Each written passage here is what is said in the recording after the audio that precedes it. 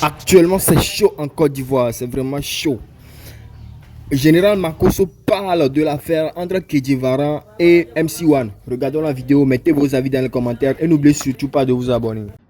La vie, la vie, la vie. Kedjivara, MC1. J'ai vu le live et je vous jure que j'ai coulé des larmes. J'aime MC1. Je pense que MC1 est pour moi plus fort que tous les rappeurs de la Côte d'Ivoire.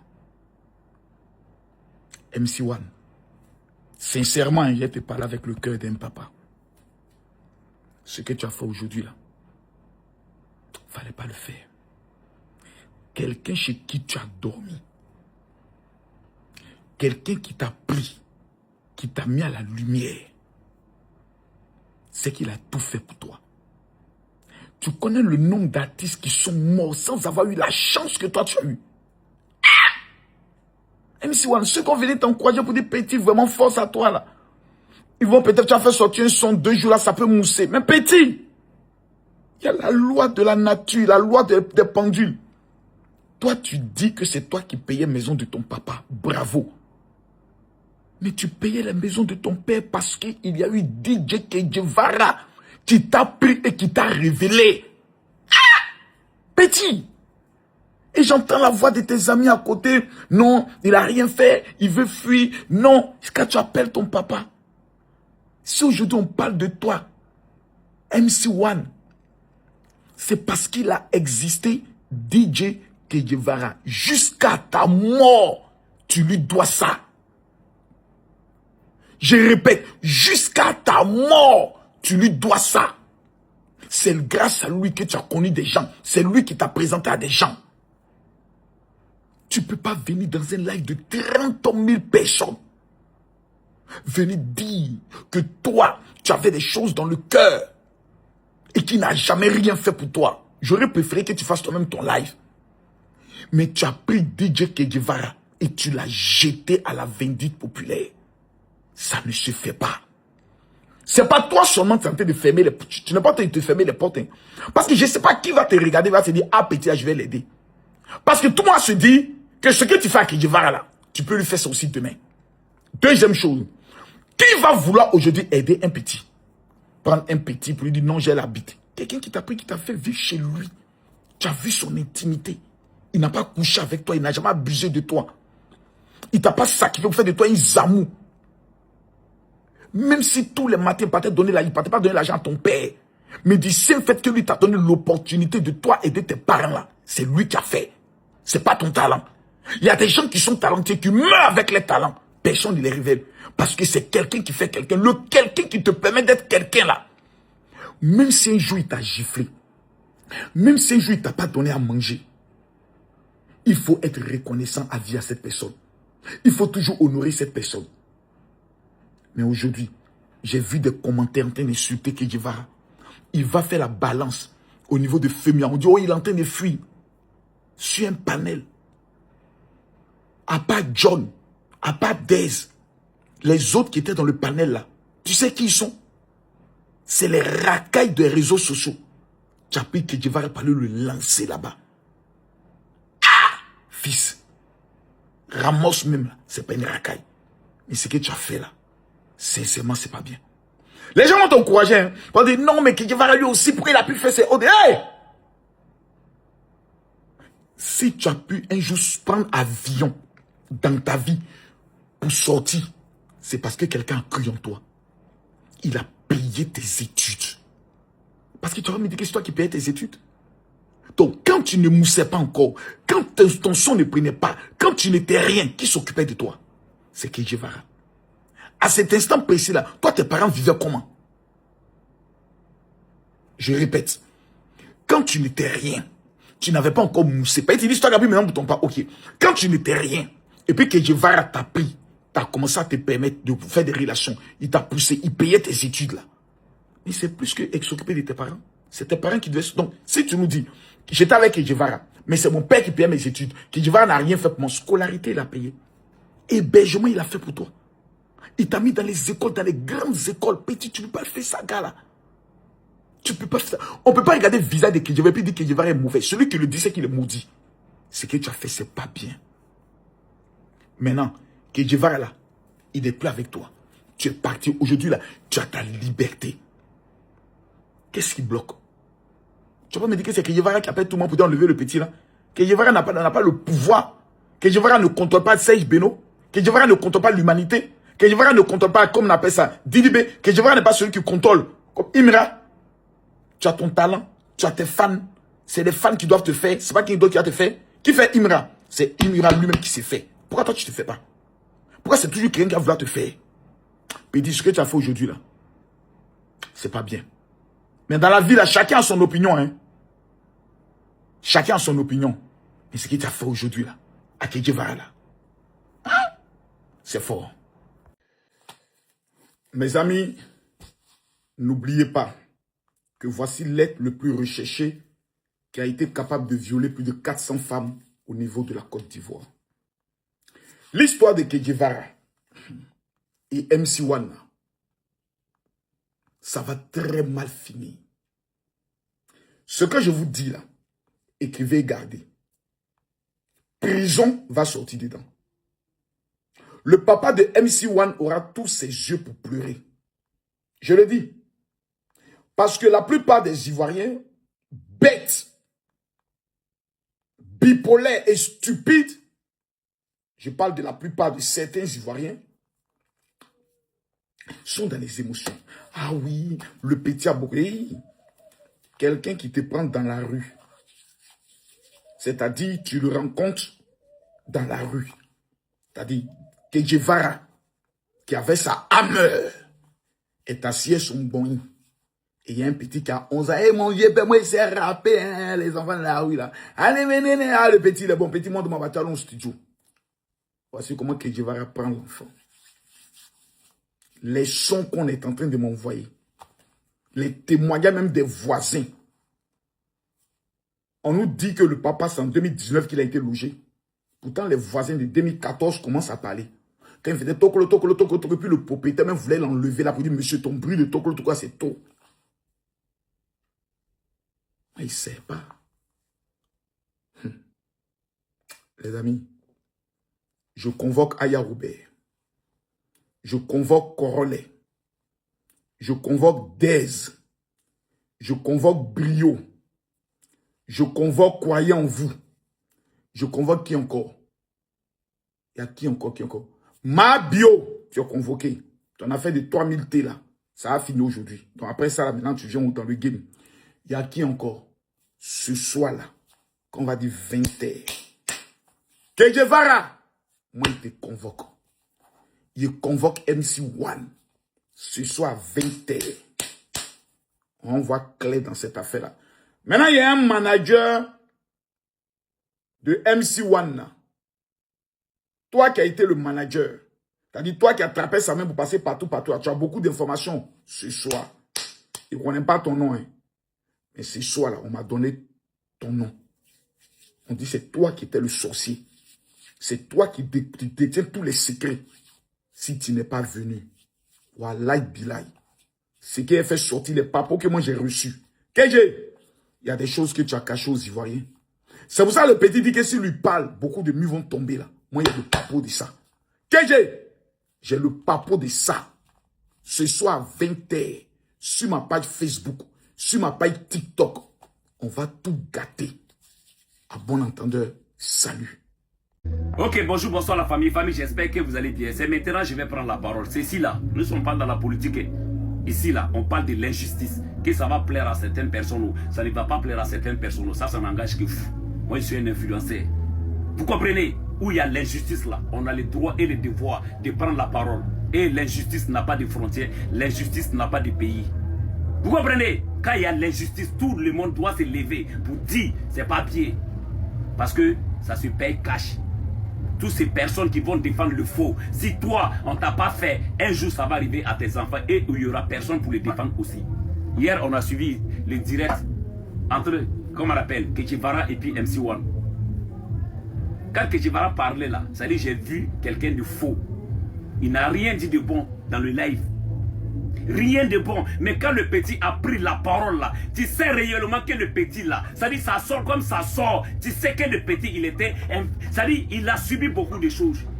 Certes, que d'autres disent non, on lui a pris dans la boue, c'est rentré ici, c'est sorti. C'est parce qu'il avait un talent. Sinon, il y a beaucoup d'enfants. Pourquoi il a laissé MC Wana, il n'est pas allé prendre un autre enfant encore? C'est parce que le petit avait le talent et le petit avait une lumière derrière lui. C'est de ça qu'il s'agit. Un enfant de 12 ans peut faire quoi dans sa vie? Et quand tu vas aller prendre l'enfant là, il a dit quoi à la famille de l'enfant? On va signer un contrat, ton enfant va aller en France.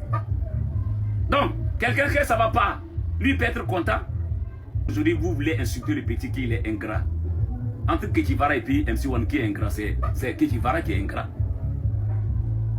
C'est comme ton enfant que tu mets au monde là. Tu as le droit et le devoir de prendre soin de lui jusqu'à il va devenir indépendant. Et quand il sera indépendant, que lui-même il peut travailler avec ses 10 doigts là. C'est là, il peut dire, ah papa, moi je vais aller me chercher. Sinon, arrêtez de nous fatiguer ici. Kejivara dit quoi hier? Que les voitures, quoi, il lui payait, il mettait le nom de l'enfant dedans, que tout ça là c'était de la propagande. C'est pas lui qui l'a dit. Mais il faisait croire aux gens comme si la vie du petit était bien. Il faisait croire aux gens comme si les voitures qui sont là, c'est pour les petits. C'est sorti dans sa propre bouche. Aujourd'hui, vous voulez traiter MC1 de ingrat. Vous êtes malade, ça ne va pas chez vous. C'est votre Kejivara là qui est ingrat. C'est-à-dire il a profité sur le dos de l'enfant. C'est ça qui est la vérité. Et puis vous n'oubliez pas qu'on dit ça. Quand MC1 a pris la parole là, vous ne l'avez pas écouté? Est-ce qu'il a manqué du respect à son Dieu Père? Est-ce qu'il a une fois déposé sa caméra pour s'adresser à son Dieu Père? Et c'est pas lui qui a commencé le débat. Quand Kejivara faisait son direct là, les gens lui ont partagé le direct. Ah, viens voir, ton papa est en train de parler. C'est quand lui allait écouter maintenant là. Lui il a entendu des propos dans la bouche de son Dieu Père. Lui s'est senti blessé. Voilà pourquoi lui il parle. Et je vous dis, le petit, il a beaucoup de choses à dire. Ce qu'il a parlé là, ça c'est petit.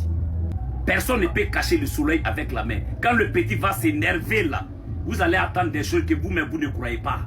Restez toujours là à défendre le mensonge. Parce que nous sommes comme ça. C'est le mensonge qui prend vite. La vérité est en bas, mais ça vient un peu. Aujourd'hui, quand tu fais un discours avec quelqu'un qui a l'argent plus que toi là, c'est toi qui as tort, c'est toi qui n'as pas raison parce que ça ne va pas chez toi. Nous sommes dans ce monde aujourd'hui. Arrêtez de nous fatiguer. Ok, bonjour, bonsoir la famille. J'espère que vous allez bien, que Dieu vous bénisse, que Allah vous protège et bon week-end à tout un chacun. Comme il y a un frère, parce que j'ai parlé de la démocratie en Afrique, ou j'ai parlé du Cameroun, mais j'ai vu les fans de Paul Biya venir dans les commentaires, gens pour dire que non, je ne connais rien de l'histoire du Cameroun. Frère, il n'y a pas quelque chose que mon capitaine, cela je ne connais pas. Mais si un pays ne s'attaque pas à vous là, laissez ce pays tranquille. Sinon, on parle de la Côte d'Ivoire, c'est que ces moutons-là, matin, midi, soir, ils sont sur le Burkina Faso. Voici le vrai problème. Mais, je ne vais pas rentrer en profondeur. On va aller doucement. Je vais vous montrer, c'est Paul Biya même qui va parler. Parce qu'on va lire ton commentaire d'abord. Le Cameroun n'est pas pour la France. C'est là que tu as tort. Je te suis beaucoup, mais tu ne connais pas bien le travail du président Paul Biya. Vraiment, lui, il ne bavarde pas trop, il agit. On est d'accord, il n'y a pas de problème. Mais nous tous on sait ici que le Cameroun a été colonisé par qui? C'est par l'Allemagne. Et après la Première Guerre mondiale, là, après la défaite de l'Allemagne, qu'est-ce qui s'est passé après? Donc comme vous aimez les preuves, je vais mettre les preuves ici, on va lire ensemble. Et puis après, le président Paul Biya, lui, va confirmer. On continue. Le territoire du Cameroun a d'abord été colonisé par l'Empire allemand. À partir de 1884, après la défaite d'Allemagne lors de la Première Guerre mondiale, le pays a été retiré à l'Allemagne.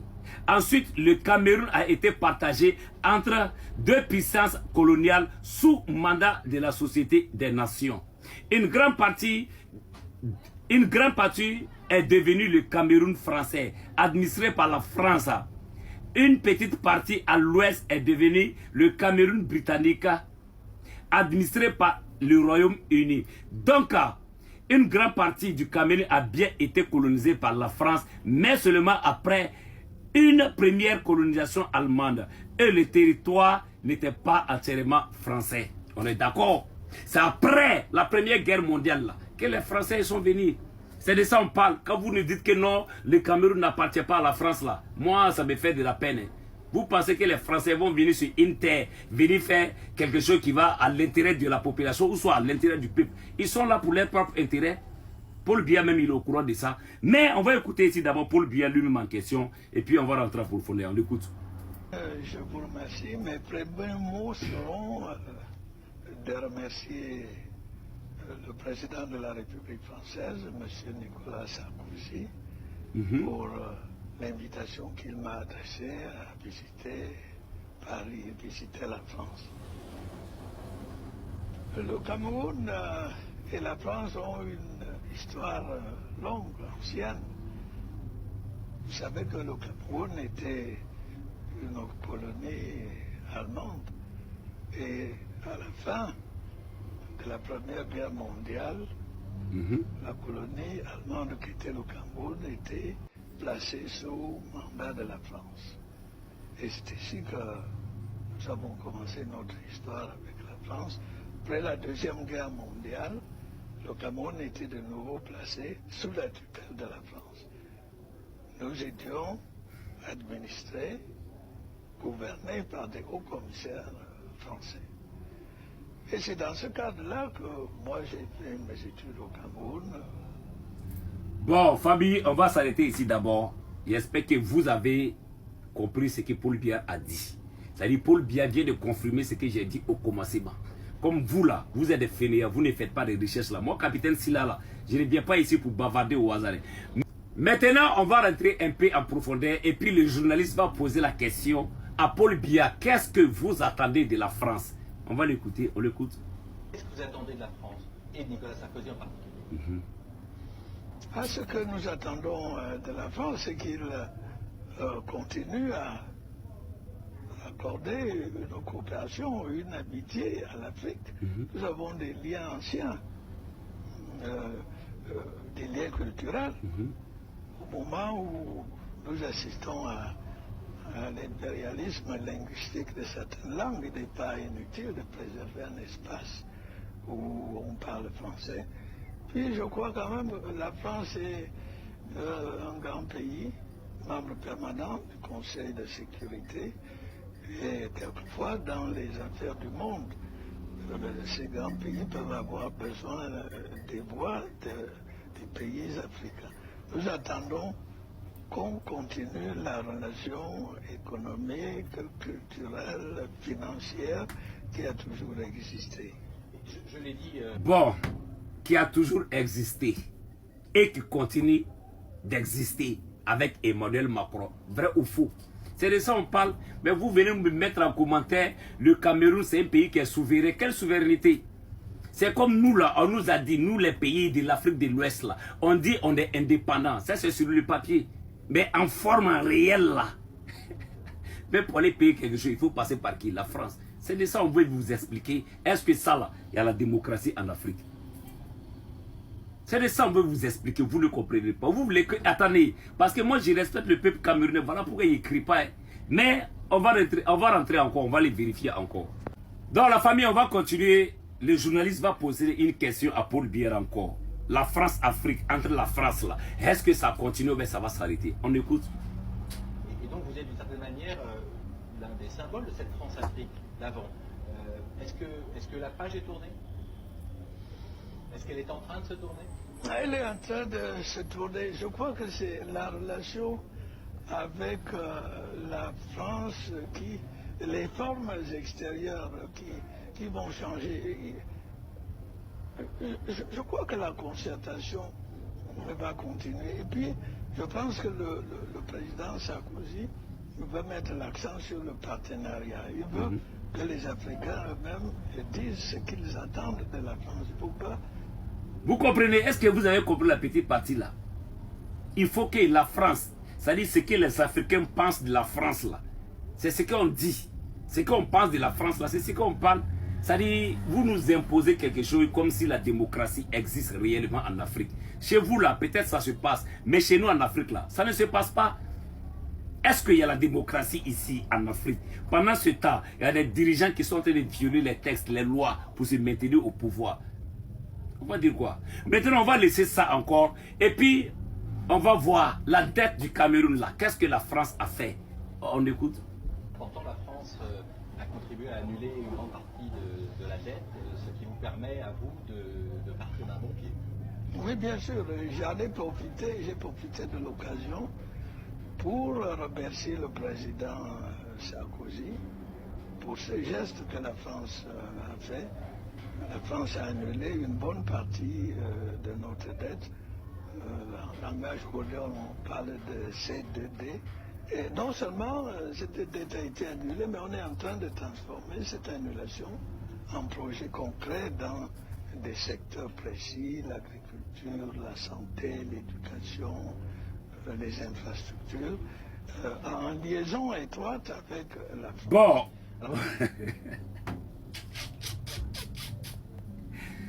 Attendez. Wallahi, c'est pas parce que je respecte le peuple camerounais, j'allais crier. Wallahi, billah. Ça là, c'est... Quand on parle de la dette, la France a annulé la dette, c'est rentré, c'est sorti. Vous pensez que les Français les sont bêtes? Vous pensez que ceux-là, ils vont faire quelque chose sans intérêt qui est caché? Tiens, frères africains, ouvrez bien les yeux. Ici, là, en Afrique, là, il n'y a pas la démocratie. Sinon, un dirigeant, quand tu travailles pour ton peuple, pour ton pays, pour ta nation, là, si tu veux, il faut faire 100 ans. Si c'est pour le peuple et pour les pays que tu travailles là, fais 100 ans. Personne ne va te déranger parce que la population même sait réellement, que ce dirigeant-là, il est là pour son peuple, il est là pour sa nation. Mais vous qui êtes là, vous travaillez à l'intérêt de qui? L'impérialiste. Quand on dit l'impérialiste, c'est qui? C'est les mêmes Français là, ceux qui nous ont colonisés. C'est de ça qu'on parle. Maintenant là, bon... Au fait, comme c'est Cameroun, je ne peux pas rentrer en profondeur. Mais comme c'est Paul Biya qui parle, on va l'écouter seulement. Maintenant, en 2025, là, il y a quelque chose qui s'est passé. On va s'arrêter sur ça. Je ne vais plus parler. Mais on va écouter ensemble et puis on va décortiquer. Dans la famille, on va écouter une autre vidéo où ils sont en train de poser la question à Paul Biya. Est-ce que vous êtes prêts pour briguer un autre mandat? Et quand on parle de briguer un autre mandat, c'est que réellement la constitution, là, ils n'ont pas respecté. C'est vrai ou c'est faux parce qu'il y a des dirigeants qui sont là.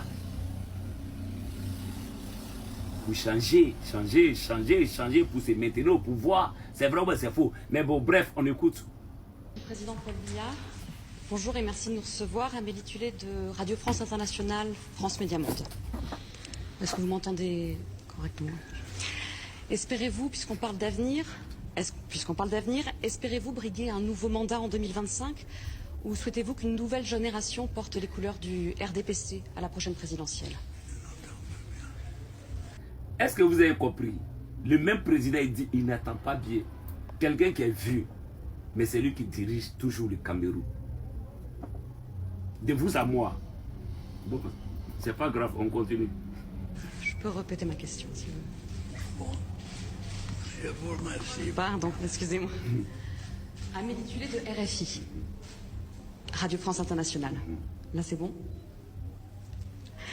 Ma question, espérez-vous briguer un nouveau mandat en 2025 ou souhaitez-vous qu'une nouvelle génération représente le RDPC à la prochaine présidentielle? Vous ne m'entendez pas.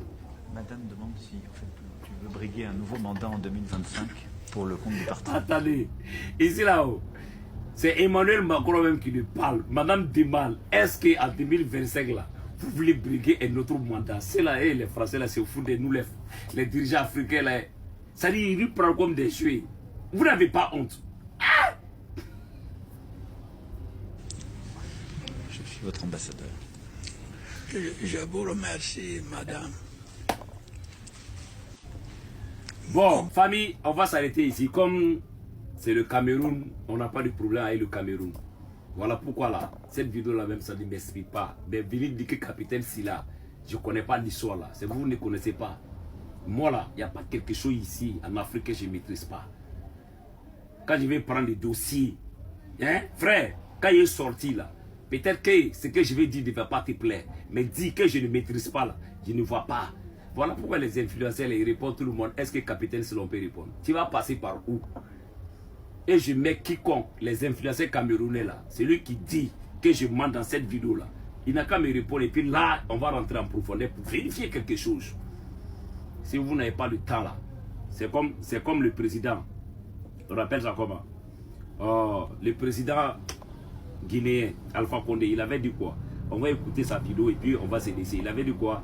Parce que vous savez, quand on dit le pouvoir appartient au peuple. Et c'est le peuple burkinabé qui a décidé qui est le capitaine là qui nous diriger. Et c'est le peuple malien qui sont d'accord, ainsi que le Niger. Mais vous ne comprenez pas. On va écouter cette vidéo là et puis on va se laisser. Commercial. Ça, c'est le peuple qui doit imposer.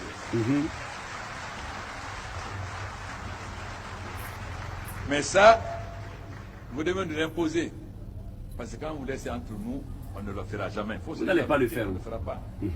Mais la jeunesse africaine va nous pousser aujourd'hui à le faire. C'est une jeunesse consciente qui va sur Internet, donc, qui sait ce qui se passe dans le monde. Voilà. Bon, j'espère qu'on s'est fait comprendre. Cette jeunesse-là, conscient comme nous, on va sur Internet, on vérifie les informations, on cherche, si on veut parler de quelque chose là, on cherche les vrais sujets pour venir parler. On ne vient pas discuter au hasard ici. Mais comme c'est le Cameroun, je ne vais pas rentrer en profondeur.